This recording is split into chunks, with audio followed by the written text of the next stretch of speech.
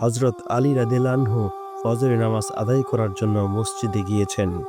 এদিকে হযরত ফাতিমা রাদিয়াল্লাহু আনহু গায়ে প্রচণ্ড জ্বর।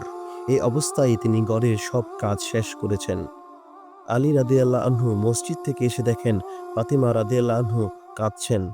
আলী প্রশ্ন করলেন, "ও ফাতিমা, তুমি কাঁদছো কেন?" ফাতিমা কোনো উত্তর দিলেন না। ফাতিমা আরো জোরে জোরে কাঁদতে লাগলেন। আলী রাদিয়াল্লাহু আনহু কয়েকবার প্রশ্ন করার পরে ফাতিমা রাদিয়াল্লাহু আনহু কাঁদতে কাঁদতে বলেন, "ও আলী, আমি স্বপ্নের মধ্যে দেখেছি আমার আব্বাজান হযরত মুহাম্মদ সাল্লাল্লাহু আলাইহি ওয়াসাল্লাম আমার ঘরের মধ্যে ঢুকে কি যেন খুঁজছেন। ঘর থেকে বের হওয়ার সময় আমি পেছন দিক থেকে আমার আব্বাজানকে ডাক দিলাম, ও আব্বাজান, আপনি কি খুঁজছেন?"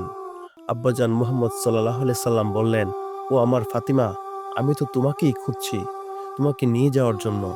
আরো বললেন, "ও ফাতিমা, আজকে তুমি রোজা রাখবে, সাহারি করবে আলীর দস্তরখানায় আর ইফতার করবে আমার দস্তরখানায়।" হযরত আলী রাদিয়াল্লাহু আনহু এই স্বপ্নের কথা শোনার পর দুজনের আর বুঝতে বাকি থাকলো না যে হযরত ফাতিমা রাদিয়াল্লাহু আনহু আজকে ইন্তিকাল করবেন। দুজনে এবার আরো জোরে জোরে কাঁদতে লাগলেন। এই সময়ের মধ্যে হযরত হাসান হোসাইন এসে জিজ্ঞেস করলেন, "ও আব্বাজান, ও আম্মাজান, আপনারা দুজন কাঁদছেন কেন?"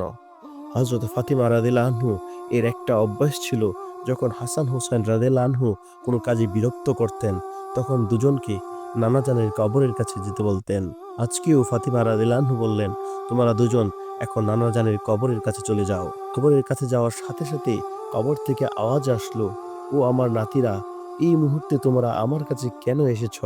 আমার কাছে তো তোমরা পরেও আসতে পারবে। এখন যাও, গিয়ে মায়ের চেহারার দিকে তাকিয়ে থাকো। আজকের পর তোমাদের মাকে আর পাবে না।" এই কথা শোনার পর দুই ভাই কাঁদতে কাঁদতে দৌড়ে মায়ের নিকট চলে গেল। গিয়ে তাদের মাকে বললেন, "তোমরা দুইজন কেন কাঁদছ? আমরা বুঝতে পেরেছি। আজকের দিনটা তোমার জন্য শেষ দিন। খালাজান তোমার চেহারার দিকে তাকিয়ে থাকতে বলেছেন।" বিকেলের দিকে হযরত ফাতিমা রাদিয়াল্লাহু আনহু এর শরীর আরো বেশি খারাপ হলো। তাকে বিছানাতে শোয়ানো হলো। ফাতিমা রাদিয়াল্লাহু আনহু মৃত্যুর পূর্বক্ষণে আলী রাদিয়াল্লাহু আনহুকে ৩টি কথা বললেন। ১, "ও আলী, যেদিন থেকে আমি আপনার ঘরে এসেছি ওই দিন থেকে নিয়ে আজ পর্যন্ত আপনাকে আমি অনেক কষ্ট দিয়েছি। আপনি যদি আমাকে ক্ষমা না করেন তাহলে কিয়ামতের ময়দানে আমি মেয়ের কারণে আমার আব্বাজান অনেক লজ্জিত হবেন। বলেন আপনি আমাকে ক্ষমা করেছেন।" আলী রাদিয়াল্লাহু আনহু বললেন, "ও ফাতেমা, তুমি এসব কি বলছো? আমি আলী তোমার যোগ্যই ছিলাম না। তোমার আব্বাজান দয়া করে মেহেরবানি করে তোমাকে আমার কাছে বিয়ে দিয়েছেন। বিয়ের দিন থেকে নিয়ে আজ পর্যন্ত আমি কোনোদিন ঠিকমতো ২ বেলা খাবার খাওয়াতেও পারিনি। হে ফাতেমা, তুমি বলো আমাকে তুমি ক্ষমা করেছো কিনা? যদি তুমি আমাকে ক্ষমা না করো তাহলে আমাকেও কিয়ামতের দিন ঠিক কঠিন শাস্তি ভোগ করতে হবে। ২, ও আলী, আপনার সাথে আমার দ্বিতীয় কথা হলো, আমি মারা যাওয়ার পরে আপনি বিয়ে করে নেবেন। দুনিয়ার যে কোনো মহিলাকে আপনার পছন্দ, আপনাকে আমি অনুমতি দিলাম আমার বাচ্চা দুটিকে সপ্তাহে একটা দিন আপনার কোলের মধ্যে করে নিয়ে ঘুমাবেন। ৩, হে আলী, আপনার সাথে আমার তৃতীয় কথা হলো, হাসান হোসেন যখন বালেগ হবে তখন ২ ভাইকে আল্লাহর রাস্তায় সমর্পণ করে দিবেন এবং আমাকে রাতের বেলায় দাফন করবেন। হযরত আলী রাদিয়াল্লাহু আনহু বললেন, "তুমি নবীর মেয়ে, আমি সবখানে খবর দিয়ে তোমার দাফন করব, এতে সমস্যা কি?" হযরত ফাতিমা রাদিয়াল্লাহু আনহু বললেন, "আমার কাফনের কাপড়ের উপর দিয়ে সবাই অনুমান করবে যে নবীর মেয়ে কতটুকু লম্বা ছিল, কতটুকু স্বাস্থ্য ছিল, এতে আমার পর্দা ভঙ্গ হবে।"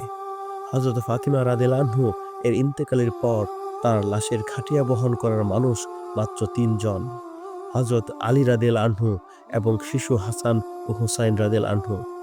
হযরত আলী রাদিয়াল্লাহু আনহু ভাবছিলেন যে খাটিয়া বহন করার জন্য মানুষ আরো একজন প্রয়োজন, তবে ৪ কোণায় ৪ জন কাঁধে নিতে পারবেন। এমন সময় হযরত আবু যর গিফারী রাদিয়াল্লাহু আনহু এলেন ও খাটিয়ার এক কোণা বহন করলেন।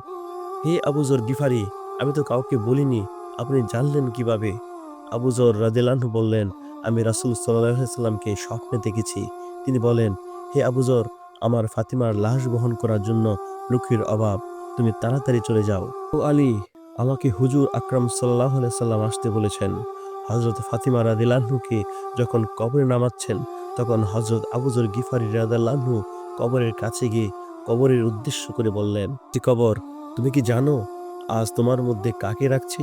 উনি জান্নাতের সকল মহিলার সর্দার ফাতিমা রাদিয়াল্লাহু আনহু। কিন্তু কবর থেকে কোনো আওয়াজ নেই। তিনি আবার বললেন, এটা হযরত হাসান হুসাইনের মা। এবারও কবর থেকে কোনো আওয়াজ নেই। এটা হযরত আলী রাদিয়াল্লাহু আনহু এর স্ত্রী।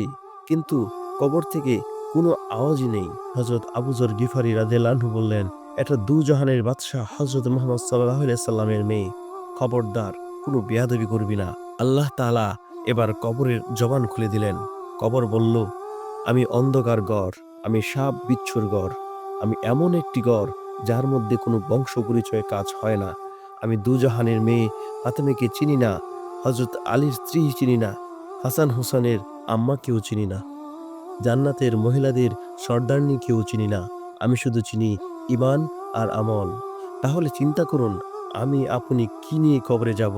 আল্লাহ আমাদের কবর এবং পরকালীন জীবনকে সহজ করে দিন। আমিন। সকলে আমিন লিখে যাবেন। আর চ্যানেলটি সাবস্ক্রাইব করতে ভুলবেন না। আসসালামু আলাইকুম। সুস্থ থাকুন, নিজের খেয়াল রাখুন।